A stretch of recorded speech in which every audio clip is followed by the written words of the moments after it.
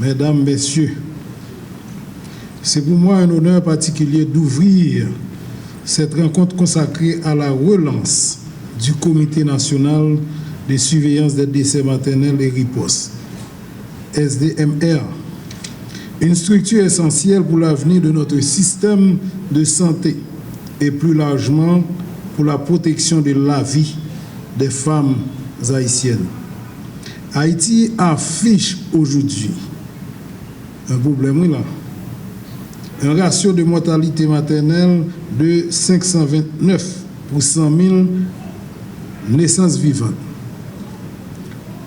Pour moi, c'est faux, même si c'est selon l'EMUS, mais ça date de 2018. Je me guide plutôt selon les rapports statistiques. Pour moi maintenant, c'est 332 pour 100 000 naissances vivantes. De toute façon, c'est le plus élevé de l'hémisphère nord et de la région des Amériques. Plus qu'un indicateur sanitaire, la mortalité maternelle est un révélateur de nos inégalités, de nos vulnérabilités structurelles et de notre capacité collective à garantir un droit fondamental. Le droit à la vie et à des soins de qualité pour chaque femme enceinte. En 2015, tous les États membres de l'OMS, y compris Haïti, maintenant membres du comité exécutif, ont pris l'engagement de ramener la mortalité maternelle à moins de 70 pour 100 000 naissances vivantes. Beaucoup de pays ayant des difficultés similaires aux nôtres l'ont atteint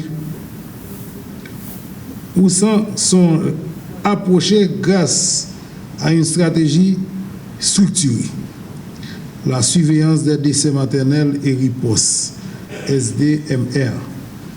Haïti a fait ce choix stratégique. Nous devons aujourd'hui le remettre pleinement en marche.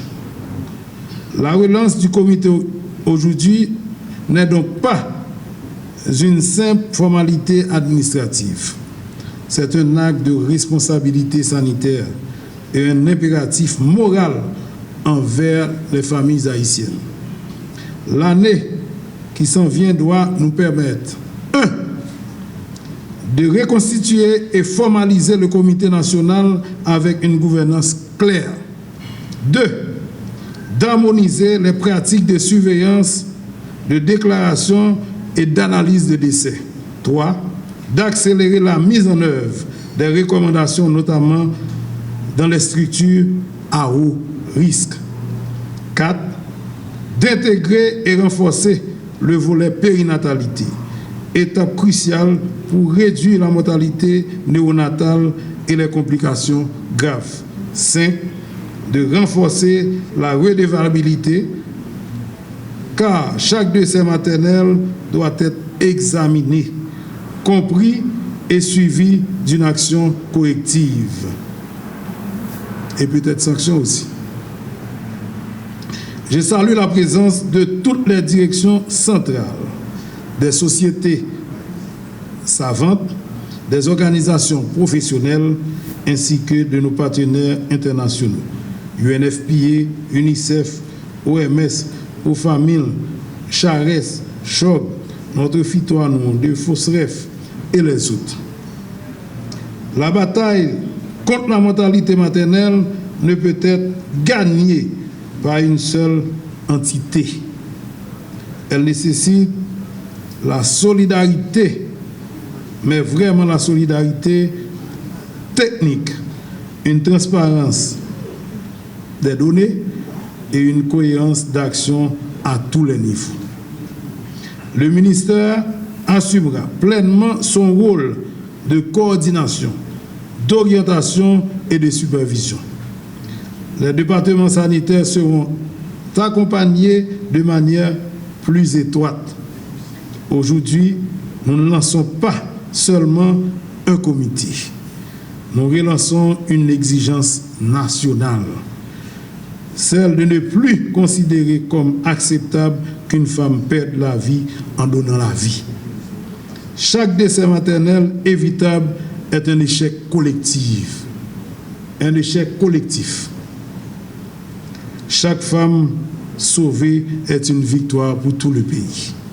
Je souhaite que cette journée soit marquée par de la franchise, de toujours, de la rigueur scientifique, un esprit de collaboration et une volonté réelle d'avancer.